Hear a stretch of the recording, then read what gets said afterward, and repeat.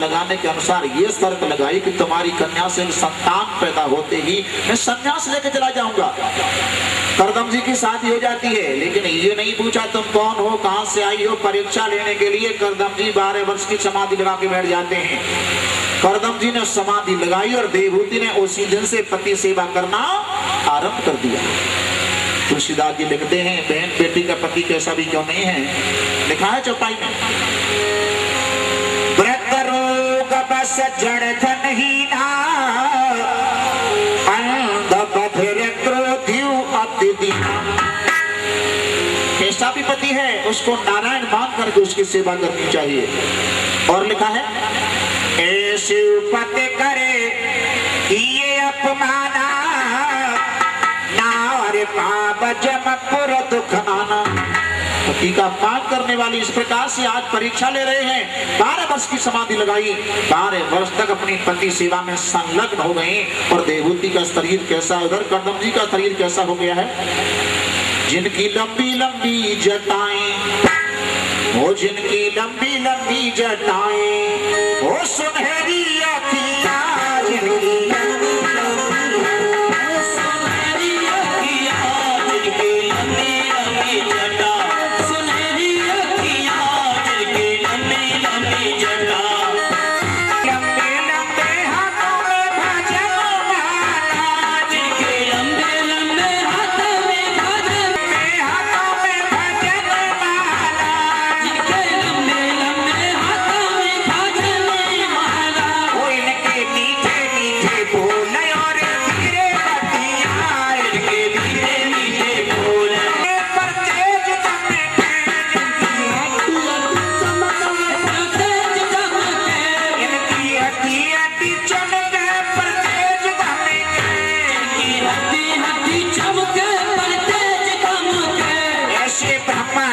संतों की ये होगी गतियां, ऐसे ब्रह्मानिष्ठ संतों की ये होगी गतियां। 12 साल के बाद में समाधि खोल करके देखा, देवहूति से पूछा तुम? हाँ प्राणनाथ, मैं आपकी दासी हूँ, मैं आपकी सेविका हूँ, याद है?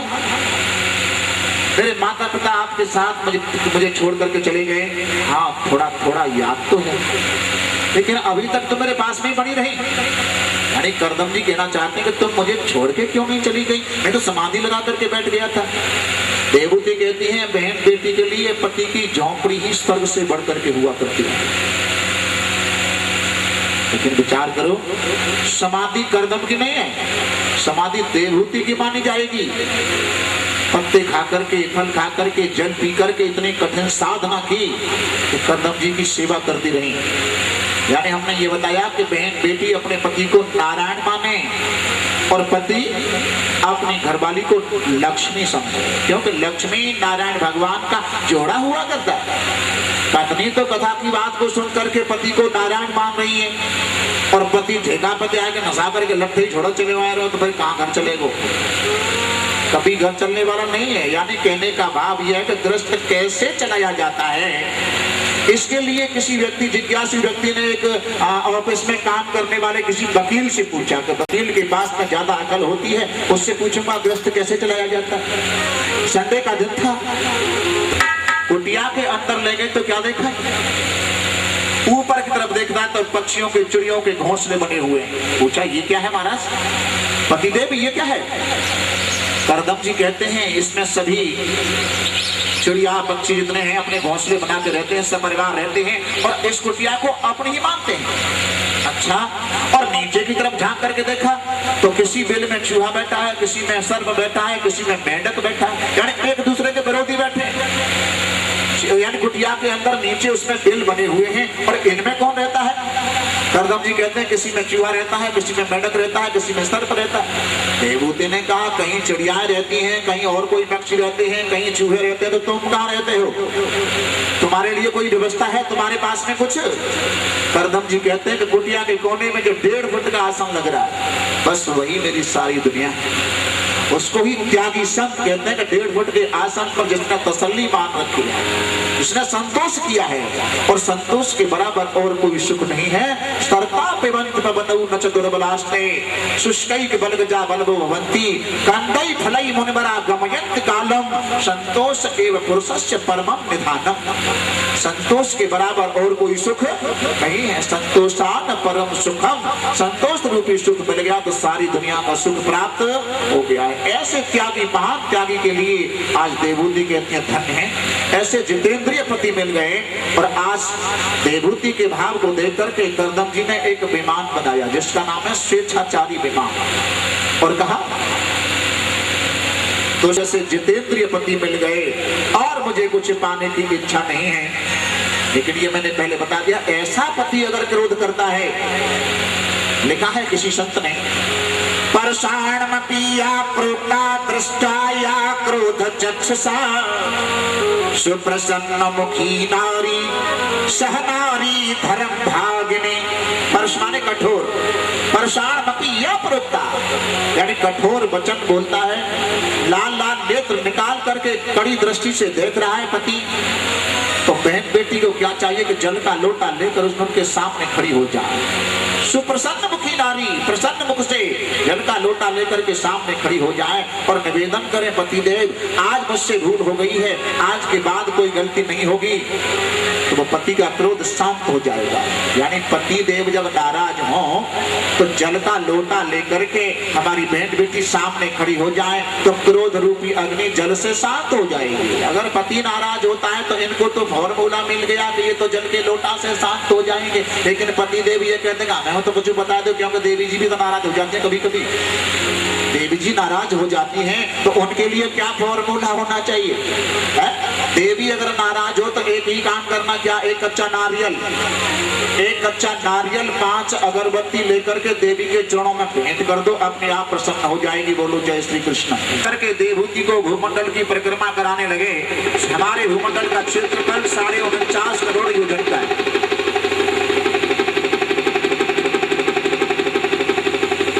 परिक्रमा करा करके जैसे लौटे तो इतने समय में लौट करके आए कि देवहूति के गर्भ से 9 कन्या पैदा हो गई। 9 कन्या पैदा हो जाने के बाद अब करदम जी कहते हैं देवहूति अब तो मैं संन्यास लेकर के जा रहा हूँ। संन्यास का नाम लिया तो देवहूति कहती है, अरे पतिदेव मैंने तो आपसे पुत्र के लिए कहा था, पुत्र तो हुआ नहीं और ये 9 बीमारी और तैयार कर दी है। कन्याओं को कहते हैं बीमारी, और पुत्र अगर पैदा हो जाए तो आतिशबाजी छूटना शुरू हो जाता है, यानी फायर करना शुरू हो जाता है कि पुत्र हुआ है, लड़का हुआ है। अगर किसी के यहाँ लड़की हो गई तो 2 दिन का तो भोजन बंद हो जाएगा है? और लड़का हो गया तो रिश्तेदारियों में लड्डुओं का बंटना शुरू हो जाएगा, वहां लड़का पैदा हुआ है। लेकिन कन्या को बीमारी नहीं कह सकते, क्यों? हमारा निजी का अनुभव है, जितना अपने माँ बाप की इज्जत का ख्याल कन्या रखती है उतना पुत्र कदापि नहीं रखता। साधारण पुत्र की बात कर रही है, तूने पति सेवा करके संसार के सारे सुखों को जीत लिया है, जा मैं तुझे आशीर्वाद देता हूँ, तेरी कोख में साक्षात नारायण भगवान को आना पड़ेगा। और आज देवहूति माँ के गर्भ में कपिल भगवान आ रहे हैं, देवता लोग फूलों की वर्षा करते हैं। गर्भस्य हरि की प्रार्थना कर जोर सब करने लगे, ऊपर प्रभु तुम आ रहे, भाग्य हम सबके जगे। काल परम शोभन, भगवान कालातीत हैं। देवताओं ने फूलों की वर्षा की और आज देवता लोग भगवान कपिल भगवान का स्वागत करते हैं। आइए कृष्णा पधारिए कृष्णा,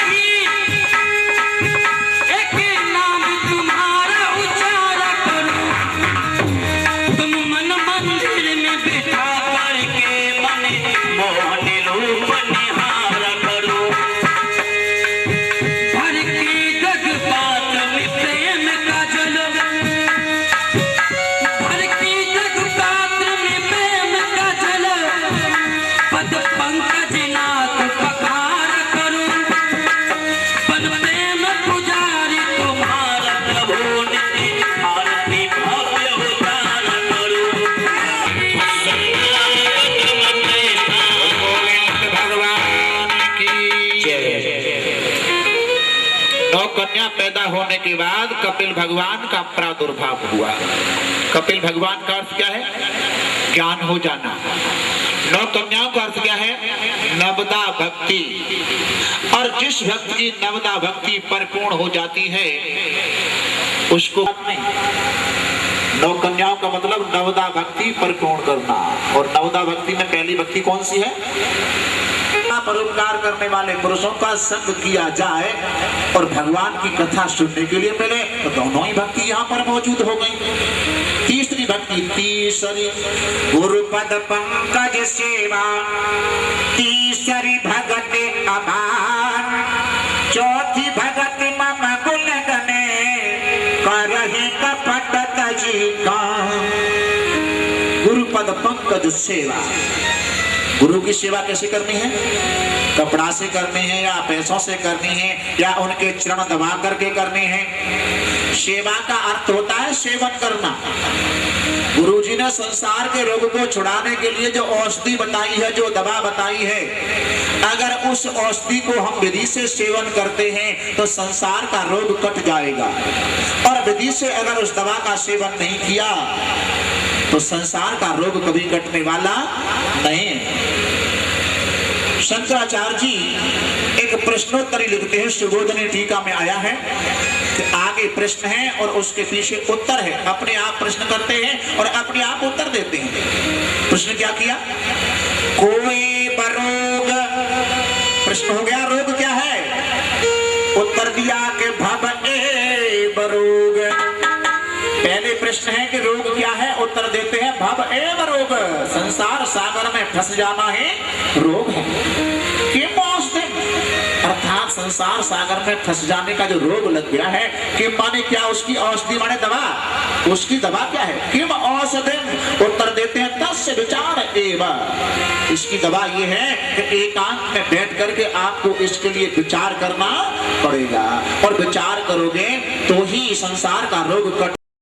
इसलिए कहने का भाव यह है कि गुरुपद पंकज सेवा, तीसरी भक्ति अमान, चौथी भगति मम गुण गण, करहि कपट तज गान। इस प्रकार से नवदा भक्ति को आप सभी लोग जानते हैं। इनमें से अगर एक भी भक्ति परिपूर्ण हो जाए, और भक्ति हम करते हैं तो भक्ति 2 प्रकार की होती है, एक सकाम भक्ति और एक निष्काम भक्ति। इसका आगे चल करके निरूपण करेंगे।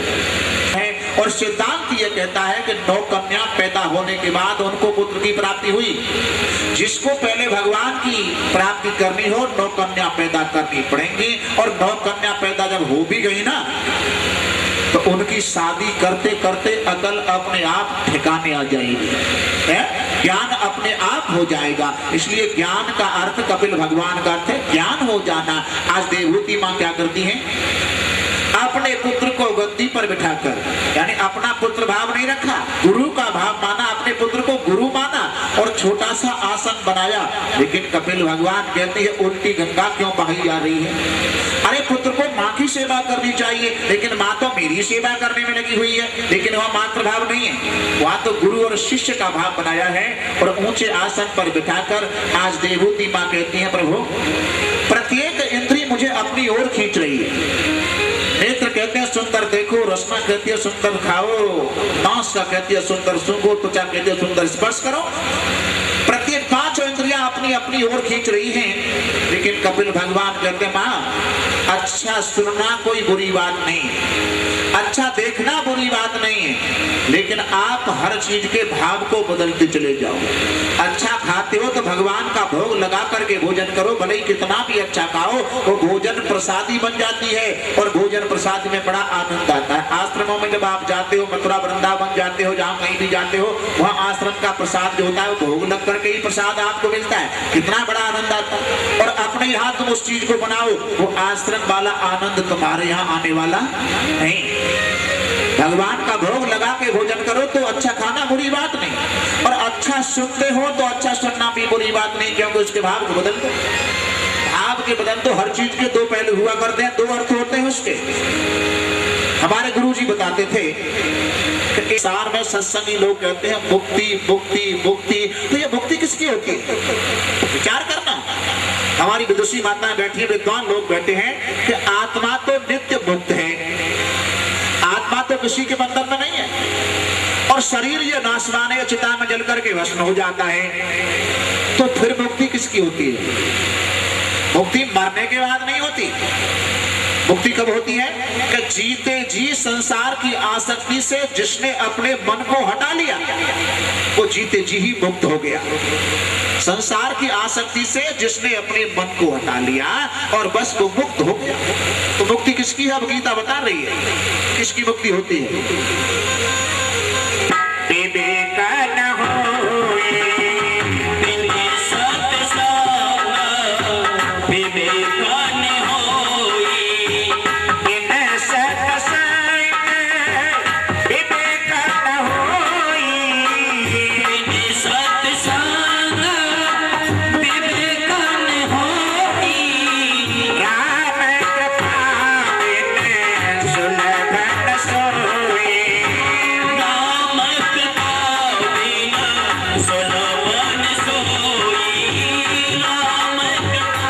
प्रभु कृपा हो रही हो तो हमें कैसे मालूम पड़े कि हमारे ऊपर प्रभु कृपा हो रही है?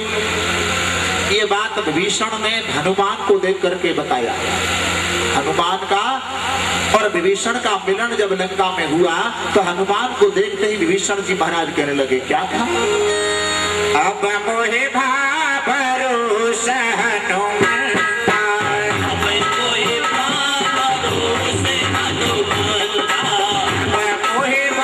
इस प्रकार से 9 कन्या जो आती हैं उनमें कला नाम की जो कन्या है वो वशिष्ठ मुनि के लिए ब्याही गई, अरुंधति नाम की जो कन्या है वो विश्वामित्र के लिए ब्याही गई, अनसुईया नाम की जो कन्या है वो अत्रि ऋषि के लिए ब्याही गई। अनसुईया की कथा जो आती है, सुईया माने जलन करना, सुईया माने जलन करना, और सामने लगा हुआ है अनसुईया। अनसुईया ऐसी कन्या है जो किसी से राग द्वेष नहीं करती है, बिल्कुल मन पवित्र है। और उनकी शादी किसके साथ हुई? अत्रि। अत्रि का अर्थ क्या है? आ माने नहीं और त्रि माने तीन। ये तीनों गुणों से परे होते हैं। 3 गुण क्या है? सत्य, रज और तम। इन तीनों गुणों से जो परे हैं उनको अत्रि मुनि कहते हैं।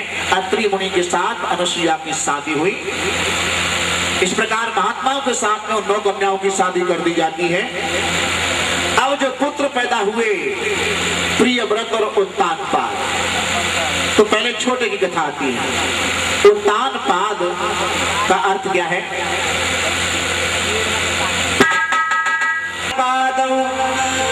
शतरूपापते सुतौ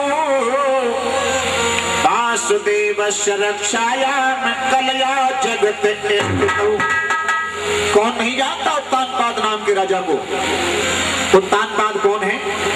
उत्तान माने ऊपर और पाद माने पैर। जिसके पैर ऊपर को होते हैं उसी का नाम होता है उत्तानपाद। अब पैर ऊपर किसके होते हैं? जीव जब माँ के गर्भ में होता है तो उसके पैर ऊपर को होते हैं और 9 महीने वो उल्टा लटका रहता है, अर्थात हर जीव का नाम है उत्तानपाद। उत्तानपाद नाम के राजा के यहाँ 2 रानियां हैं, एक सुनीति और दूसरी सुरुचि। सुनीति का अर्थ है सुष्टु नीत्रियस्य सह सुनीति, अर्थात जो जीव नीति के अनुसार चलता है तो सुनीति के पुत्र का नाम होगा ध्रुव। ध्रुव उनका नाम होगा। ध्रुव का अर्थ क्या है? ध्रुव कहते हैं परम धाम वैकुंठ को, ध्रुव कहते हैं अविनाशी को, ध्रुव कहते हैं निश्चयात्मक बुद्धि को, और ध्रुव कहते हैं एक अटल पद को। इसके इतने अर्थ होते हैं। लेकिन उत्तानपाद नाम के राजा की शादी सुनीति के साथ हुई। सुनीति गर्भावस्था में है और उस समय वो राजा सुदूर जंगल में दूसरे राजा के यहाँ पहुंचे। वहां उनकी कन्या को सुनीति को देखा, सुरुचि को देखा, सुरुचि से गंधर्व विवाह कर लिया। हमारे वेद में 8 प्रकार के विवाह बताए गए हैं, उनमें गंधर्व विवाह आता है। और सुरुचि को रथ में बिठाकर जैसे उत्तानपाद अपने नगर में आए, अपने पति को आते हुए देखकर सुनीति आरती का थाल लेकर के दरवाजे पर खड़ी हो गई। पतिदेव की आरती उतार रही है। रथ में बैठी हुई सुरुचि कहती है, ये कौन? इंट्रोडक्शन लेने लगी, परिचय पूछने लगी, ये कौन है? राजा ने बताया ये मेरी बड़ी रानी सुनीति है। रथ में बैठे बैठे सुरुचि कहती है कि जब तक सुनीति को घर से नहीं निकाल दोगे तब तक मैं रथ से नीचे उतरने वाली नहीं हूं। बस रुचि के कहने से स्वस्य रुचिर्यस्य सह सुरुचि, मन की रुचि के कहने के अनुसार वो जीव काम करने लगा, अर्थात उस जीव ने नीति को छोड़ दिया। नीति जंगल में संत महात्माओं के साथ रहते रहते, सत्संग करते करते, सुनते सुनते समय होने को आ गया। जंगल में ध्रुव नाम का बालक पैदा हुआ है। उस छोटे बालक को अपनी गोद में बिठा करके सुनीति मैया महात्माओं का सत्संग सुनती है। और संग ऐसे ही पुरुषों का करना चाहिए। तो यहाँ कहते हैं मातरो प्रथम गुरु, सबसे पहले बच्चे की शिक्षा देने वाली गुरु होती है माँ। माँ अपने बच्चे को जो बनाना चाहे वही बालक बन जाएगा। है? माँ अगर बच्चे को भक्त बनाना चाहे तो भक्त बन जाएगा। माँ अगर बच्चे को देश की सेवा करने वाला बनाना चाहे तो देश की सेवा करने वाला बन जाएगा। और अगर माँ अपने बच्चे को छबराम बनाना चाहे तो वो छबराम बन जाएगा। मातरो प्रथम गुरु कहते हैं होनहार बिरबान के होंठ चीखने पार। सत्संग सुनते सुनते एक महात्मा ने कहा बेटी परम बरोही चाहो सो वरदान मांग लो। लेकिन सुनीति ने क्या वरदान मांगा? ऐसी नारियों को श्रेष्ठ नारी माना जाता है। सुनीति कहती है मुझे वरदान ये दे दो आप, मेरे पतिदेव दूसरी शादी करके दूसरी रानी लेकर के आए हैं, तो वरदान आप मुझे ये दे दो कि मेरे तो एक पुत्र हो गया, लेकिन सुरुचि के भी कोख से एक पुत्र पैदा हो जाना चाहिए। महात्माओं ने इस बात को सुना तो उनके नेत्रों से आंसुओं की धारा बहने लगी। धन्य है सुनीति तेरे लिए, जिस रुचि ने तुझे घर से निकलवा दिया और घर से निकलवाने वाले के प्रति तेरा ऐसा भाव, चाहे हम तुझे आशीर्वाद देते हैं, उस रुचि के भी कोख से एक बालक पैदा होगा। और उधर रुचि की कोख से बालक पैदा हुआ जिसका नाम है उत्तम। उत्तम का अर्थ क्या है?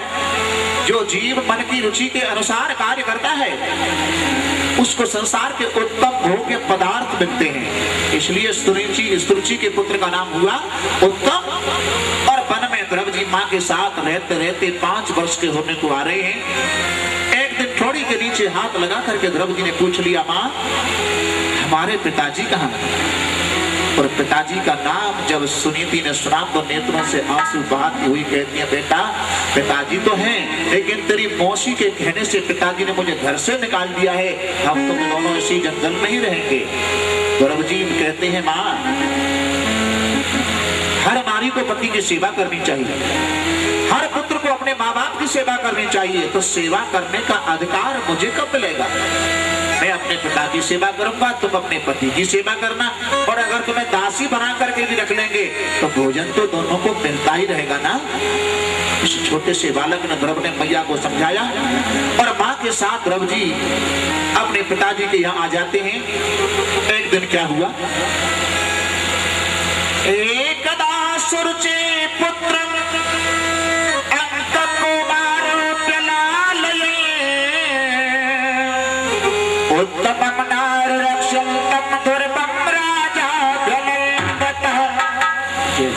सुरुचि पुत्र, एक बार सुरुचि के पुत्र उत्तम को गोद में लेकर माने गोद में लेकर के उत्तानपाद नाम के राजा बैठे हैं, गद्दी पर बैठे हुए हैं, पास में सुरुचि खड़ी है।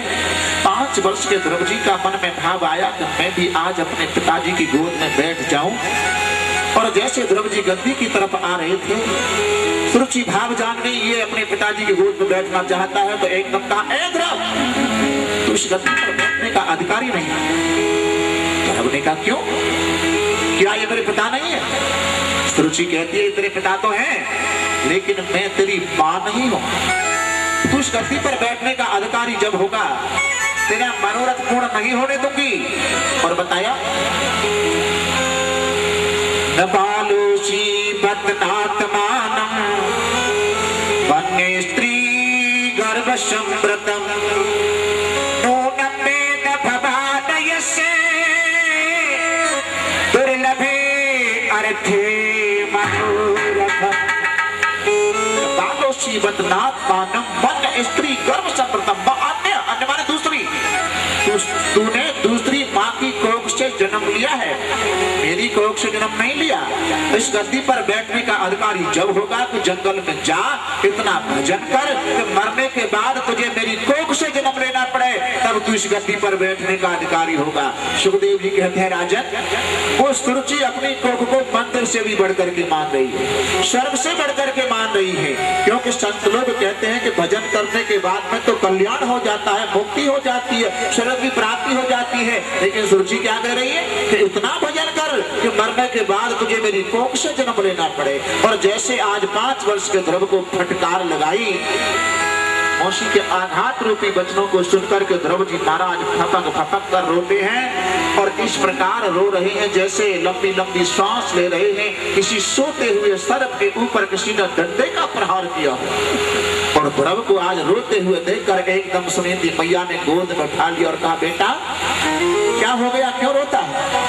ध्रुव जी कहते हैं, माँ मैं मौसी सुरुचि के एक एक शब्द का बदला लेके रहूंगा। बदले का नाम जब आया तो कहा कि पुत्र के अंदर बदले की भावना बन गई है, तो बस ध्रुव के मुंह पर मैया सुनीति ने हाथ रख दिया, मुंह बंद कर दिया, बेटा किसी के अमंगल की कामना मत करो। मंगलम तात पुरेषु मस्तां भुक्ते जनायत पर दुखद इष्टतः सुरचे सुरक्षा भगवान में यद दुर्भगाया उदरे गृहीत। मंगलम तात पुरेष बसता, किसी के अमंगल की कामना मत करो। बेटा ना तो तेरी मौसी का दोष है, ना तेरे पिताजी का दोष है, दोष तो मेरे भाग्य का है, जो मेरे भाग्य में लिखा है वो मुझे भुगतना पड़ेगा। और आज ध्रुव जी महाराज रो रो करके अपनी माँ को बता रहे हैं मेरे साथ में क्या क्या हुआ। अरे रोए रोए ध्रुव कहे मैया से और नैनन बरसे नीर,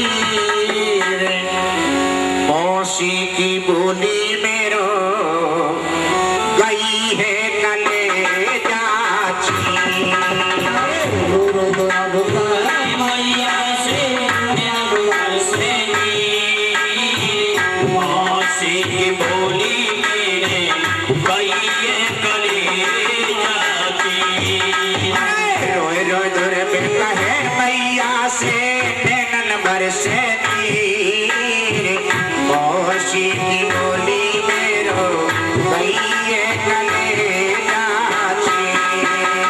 ध्रुव कहे मैया से नैनन बरसे नीर, मौसी की बोली मेरी गई। गोद ढकेला तीनों में जो पिता की कार्य बहुत तमलीनो है, कोई तीनों फटकार बहुत तमलीनो है, कोई तीनों फटकार बहुत तमलीनो है। सुन सुन बचन आज मौसी के उठत जिगर में पीर, मौसी की बोली में गई है कलेजा छीन। मुझे बन जाने के लिए मेरी मौसी सुरुचि ने आज्ञा दी है, आज्ञा दे दे मात आज बन जाऊंगो, आज्ञा दे दे आज मात बन जाऊंगो, आज्ञा दे दे मात आज बन जाऊंगो, आज्ञा दे दे आज मात बन पाऊंगो,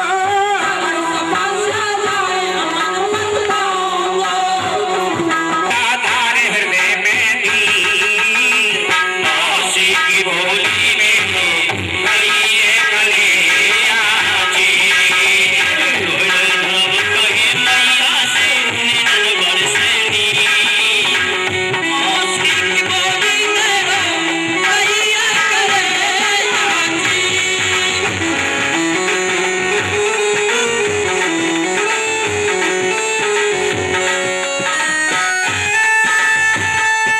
हालत देखो क्या किया। हरे दे दई आज्ञा बात खुशी से बन जाना, दे दई आज्ञा बात खुशी से बन जाना, दे दई आज्ञा बात खुशी से बन जाना, दे दई आज्ञा बात खुशी से बन जाना।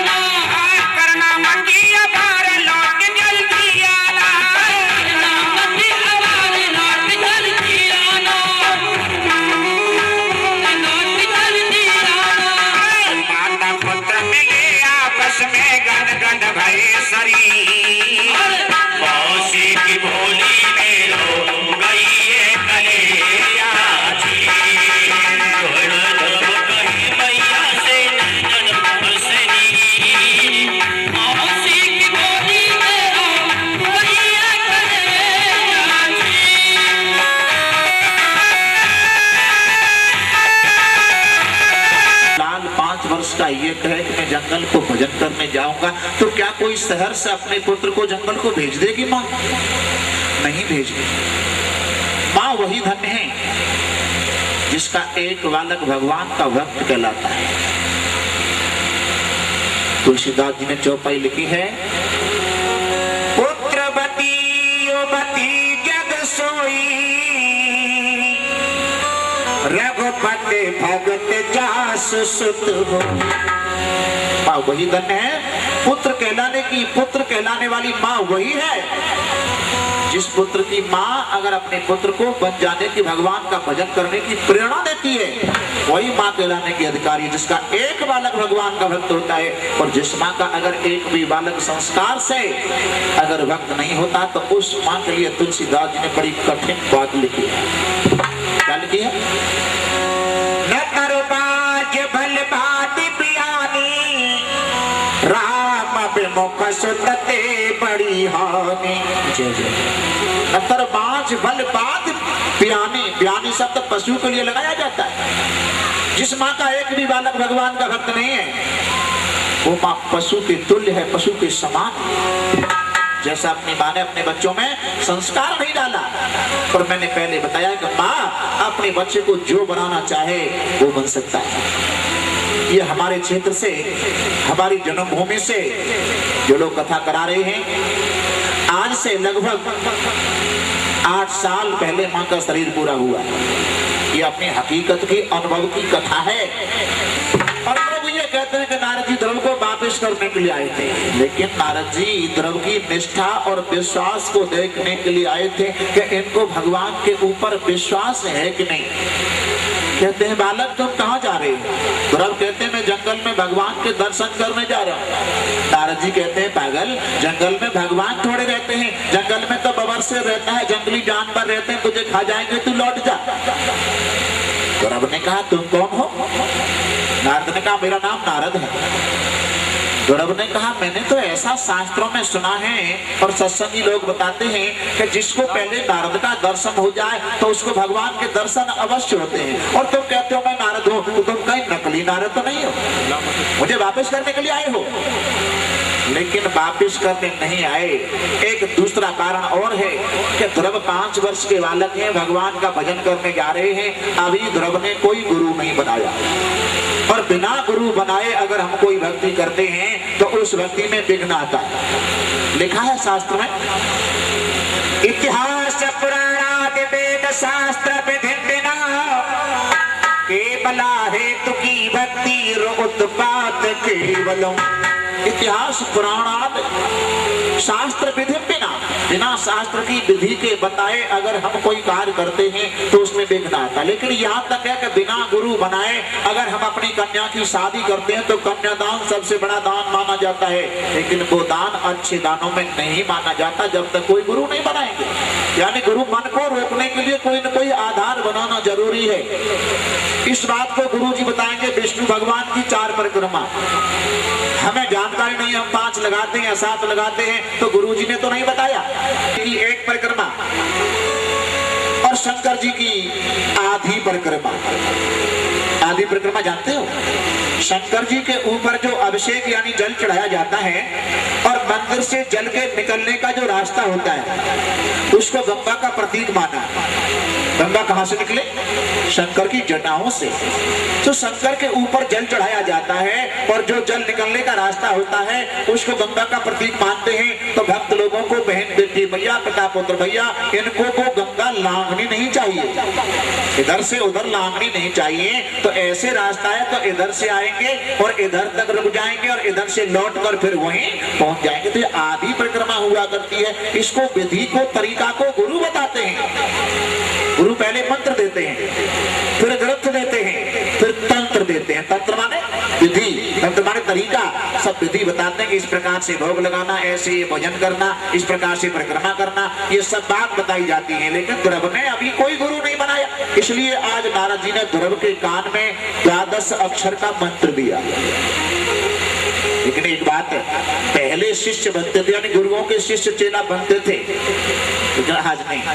आज तो थोड़े दिन शिष्य बन के रहते हैं और फिर स्वयं डायरेक्ट गुरु बन जाते हैं। बोलो जय श्री कृष्ण। जय जय जय। एक बालक किसी महात्मा के पास आया और महात्मा से आके कहा, गुरुजी आप मुझे मंत्र दे दो, अपना शिष्य बना लो। महात्मा ने कहा, शिष्य बात बनाऊंगा, पहले आश्रम पर रुक जा और यहाँ पर देख जो लोग काम करते हैं ना उनके साथ में काम करवाना, भंडारे का काम करवाना, गायों की सेवा करवाना, आश्रम में झाड़ू लगाना। यहाँ जब तू रुकेगा मैं तुझे देख लूंगा, अधिकारी है तो तुझे अपना शिष्य बना लूंगा। एक हफ्ता तक तो वहाँ काम किया और गुरुजी एक दिन अपने आसन पर बैठे थे, उनके पास में आकर के बैठ गया और कहने लगा, गुरुजी एक बात बताओ, चेला को काम कहाँ हो तो और गुरु को काम कहाँ हो तो? गुरुजी ने बताया, चेला का काम तो ये होता है कि आश्रम में झाड़ू लगवाना, भंडारे में रसोई, भंडारे में काम करवाना, गायों की सेवा करवाना, आश्रम में जितना काम होता है वो सभी शिष्यों को करना पड़ता है। अच्छा, और गुरुजी का काम क्या होता है? गुरुजी ने बताया कि मेरा काम तो तू देख रहा है, अरे मेरे कपड़ों को भी शिष्य ही साफ करते हैं, वही प्रेस करते हैं, उनको पहन लेता हूँ, शिष्य ही भोजन दे जाते हैं और 10-5 मिनट में आप लोगों को यहाँ से उपदेश कर देता हूँ, प्रवचन कर देता हूँ। ये काम गुरु का होता है। शिष्य का काम तुझे बता दिया कि आश्रम में काम करवाना होता है। तो गया तो था शिष्य बनने के लिए, लेकिन अब दोनों के कार्यों को देख करके हाथ जोड़े कहने लगे, गुरुजी तो फिर ऐसा करो, अब मैं चेला नहीं बनना, वो तो गुरु बना दो।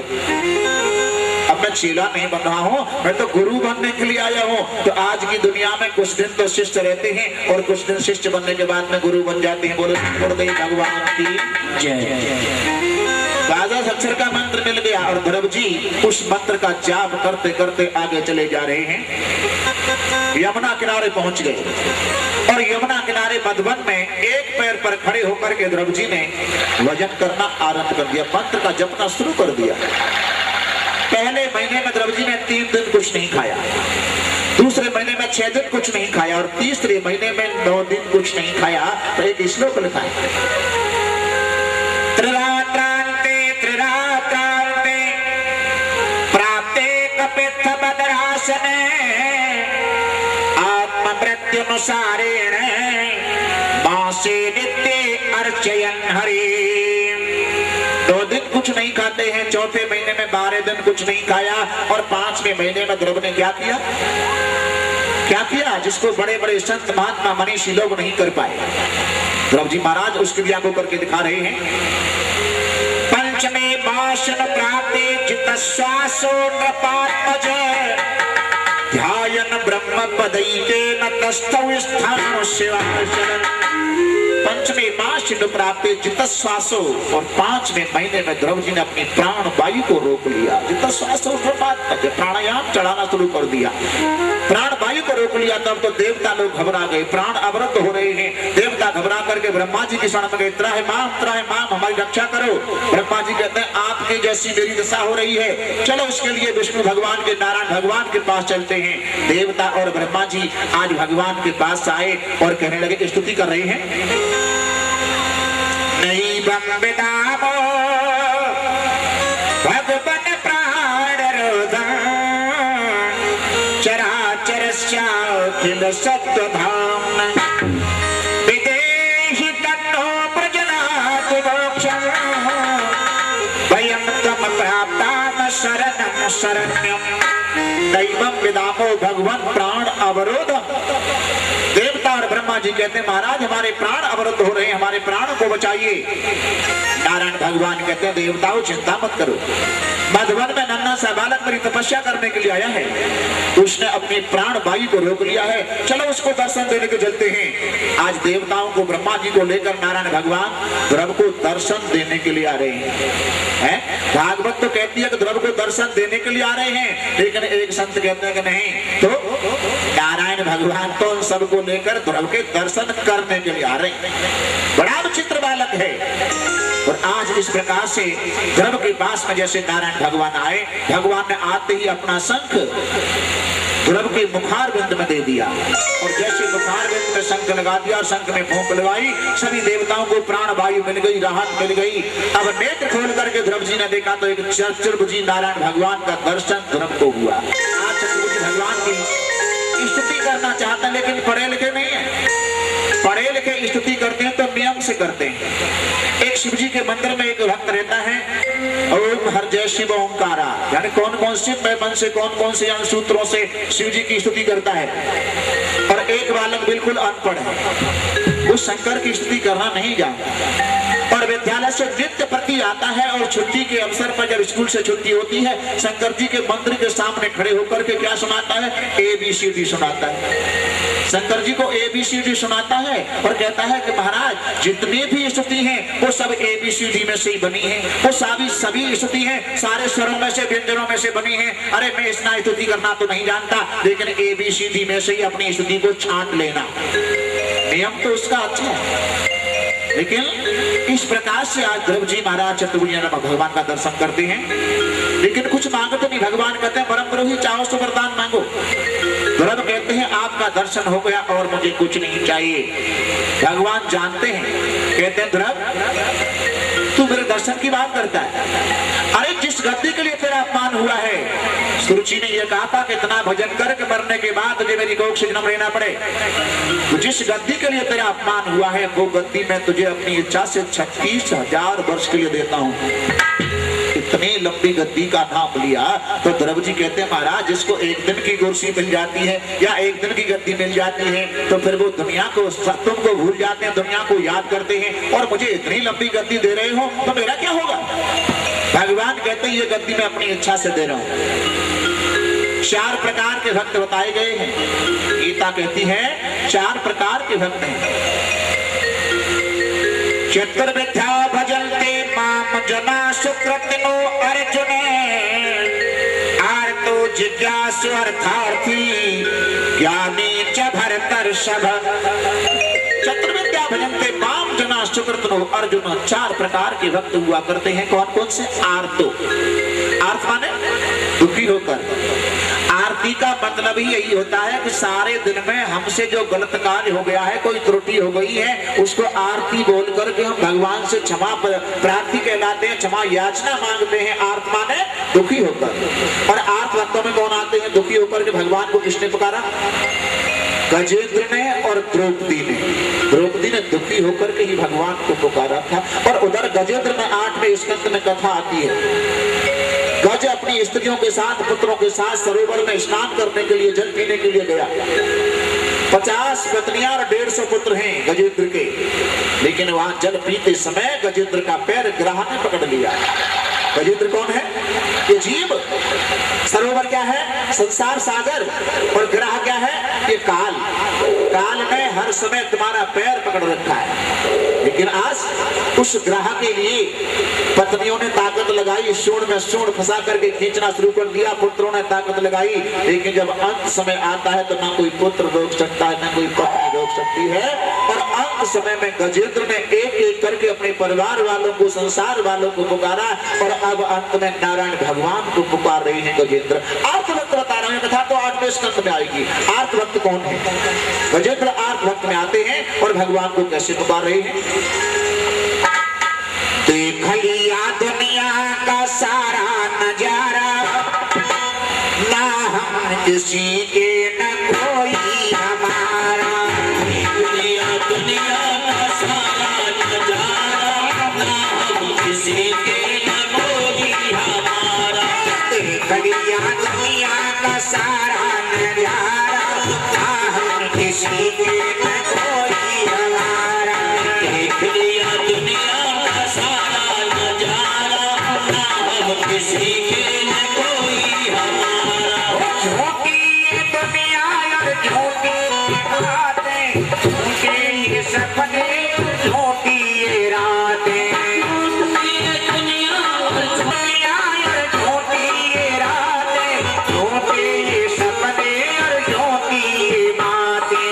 झूठी ये दुनिया और झूठी ये रातें, झूठे ये सपने और झूठी ये बातें।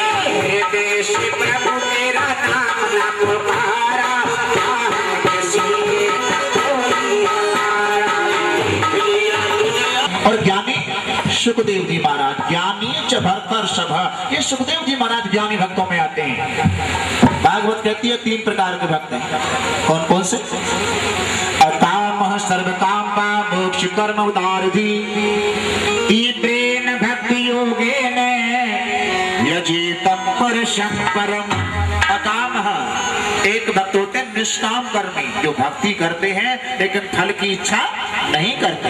एक होते हैं सकाम कर्मी, यानी कर्म करते हैं बाद में और फल की इच्छा करते हैं पहले। कर्म बाद में करते हैं, फल की इच्छा पहले करते हैं।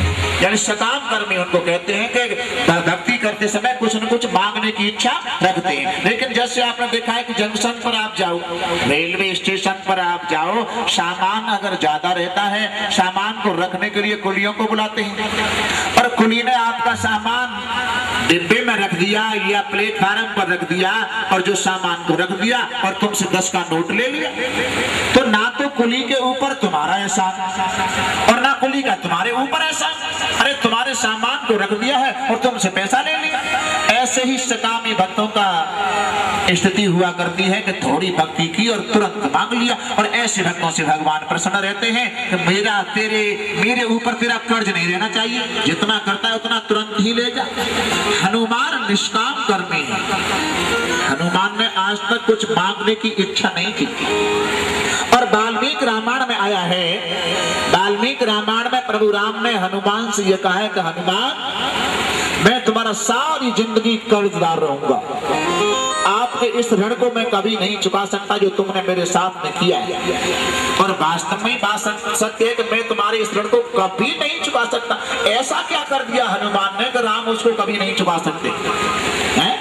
अरे सीता जी की खोज हनुमान जी ने तो ही लगाई। अब राम जी इसलिए कहते हैं कि तेरा तो कर्ज जब तेरे मेरे साथ जो किया है उसके कर्ज से उरण में तब होगा जब पहले तेरे जैसा कार्य कर दूंगा।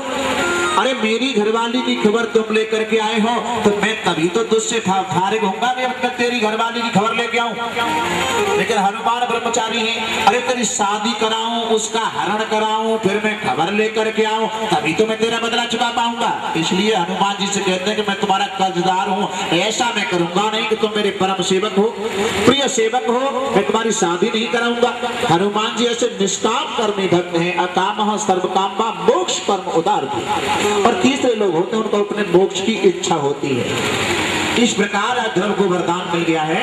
और ध्रुव जी जब नगर को लौट करके आ रहे हैं तो उन्होंने एक सिद्धांत बनाया। क्या सिद्धांत बनाया? यहाँ से जाने के बाद मैं कैसा रहूंगा? प्रणादपि सुशीलेन करोरे बसहि सुरना अनामिना मान देय कीर्तनीय सदा हरि। प्रणादपि तृणा नहीं करूंगा। और जो छोटा बन करके रहता है ना वही एक दिन बड़ा हो जाता है। कैसे? इलेक्शन जब होता है एमपी का या एमएलए का, तो जो उम्मीदवार होते हैं वो बिल्कुल छोटे बन करके आते हैं, चाहे कोई भी वर्ग हो, कोई भी जाति हो, कोई भी बिरादरी हो, वो सभी के हाथ जोड़ते हुए पैर छूते आदमी करने को केवल ध्यान रखिए, उसका ध्यान रखते हैं। तो छोटा बन करके आता है तभी तो उसका ध्यान रखते हैं। और एक दिन वो छोटा बनते बनते प्राइम मिनिस्टर की गद्दी पर बैठ जाता है। कह दो जय श्री कृष्णा। जय श्री। छोटा बना बाद मैं अपनी मौसी सुरुचि की साष्टांग काम करूंगा। क्यों? कि मौसी सुरुचि मुझे फटकार नहीं लगाती तो मुझे भगवान के दर्शन होने वाले नहीं थे। एक नाथ एक संत हुए हैं, एक नाथ जी, जिन्होंने रामायण के ऊपर भाव लिखे हैं। वो एक नाथ गंगा स्नान करके लौट रहे थे और गंगा स्नान करके लौट रहे थे तो रास्ते में एक वृक्ष था। उस वृक्ष के ऊपर कुछ दुष्ट लोग चढ़ गए, रास्ते में ही वृक्ष था।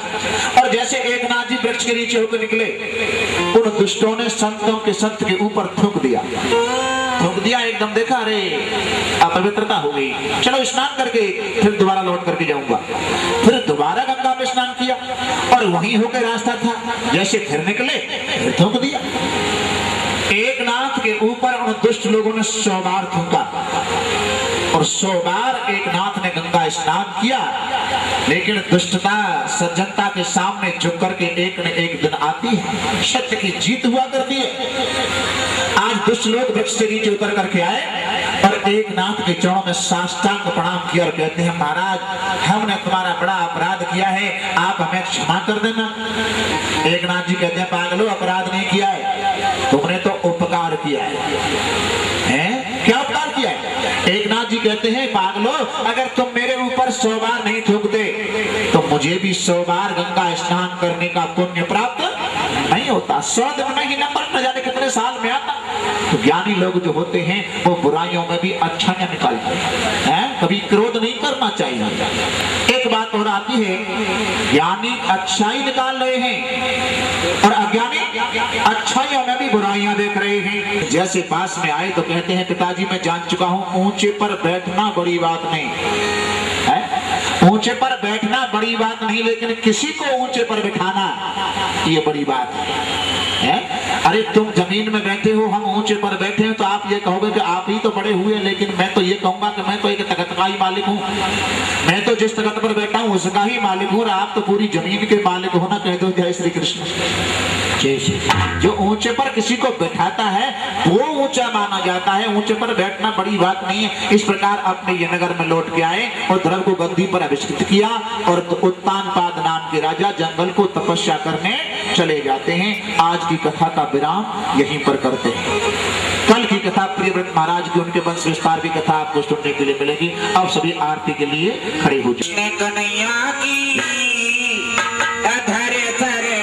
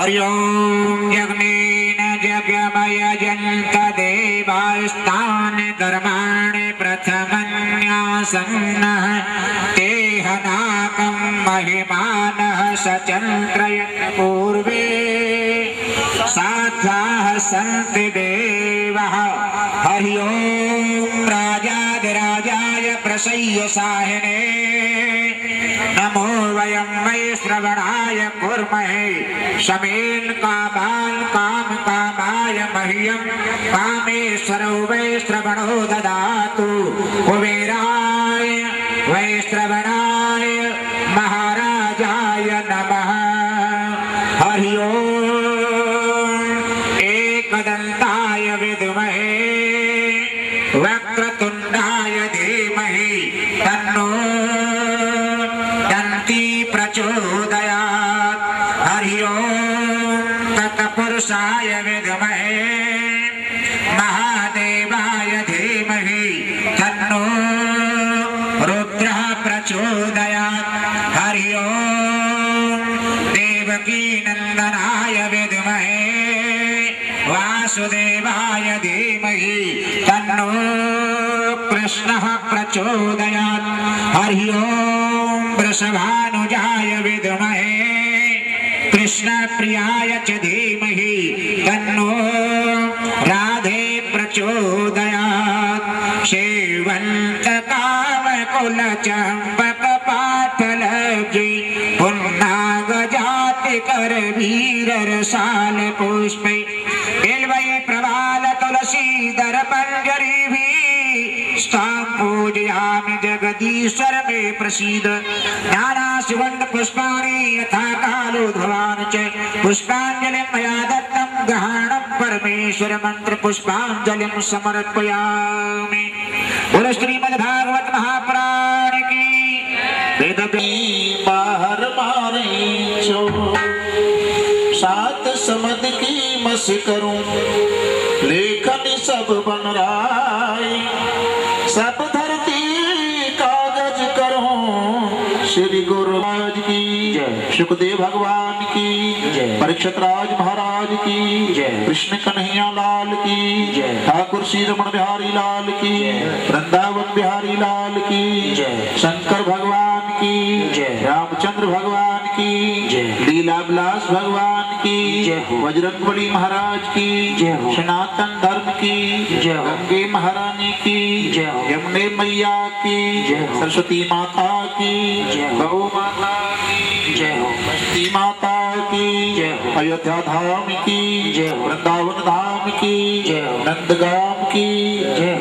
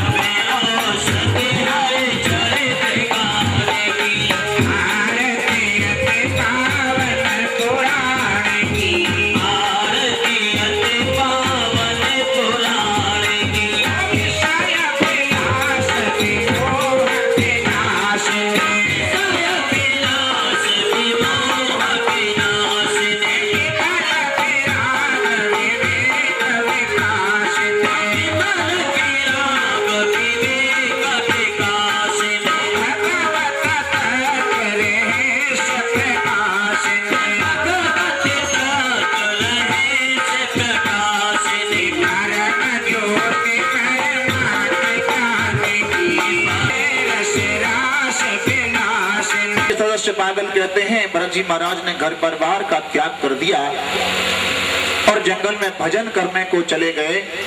एकांत में बैठ करके भजन करते हैं, लेकिन भरत जी बड़े